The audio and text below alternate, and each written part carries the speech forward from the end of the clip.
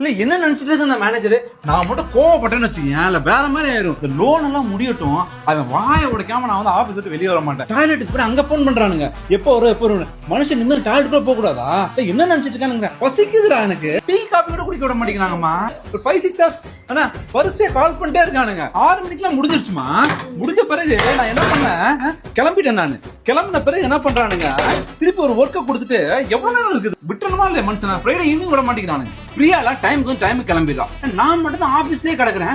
என்ன நினைச்சிட்டு இருக்கானுங்க, 2 நாளைக்கு முன்னாடி இப்படிதான் உடம்பு சரியில்லை சிக் லீவ் கேட்கறேன், அது கொடுக்க மாட்டேங்கிறானுங்க. டேப்லெட் போட்டு ஆபீஸ் வாங்குறானுங்க.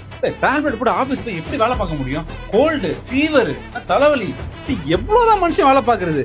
சிஸ்டம்ல உட்காந்து அப்படியே முதுகொலியுமா எந்திரிக்கவே விட மாட்டேங்கிறானுங்க. அது டிராபிக் இருக்கு பாரு, ஐயோ இந்த டிராபிக்ல வீட்டுக்கு போறதுக்குள்ள செத்து சுண்ணாம்பாயிடுறேன். பேசாம ஒர்க்கை குவிட் பண்ணிட்டு நான் பிசினஸ் ஸ்டார்ட் பண்ணிடலாமா? ஏதோ ஐடியா கூட.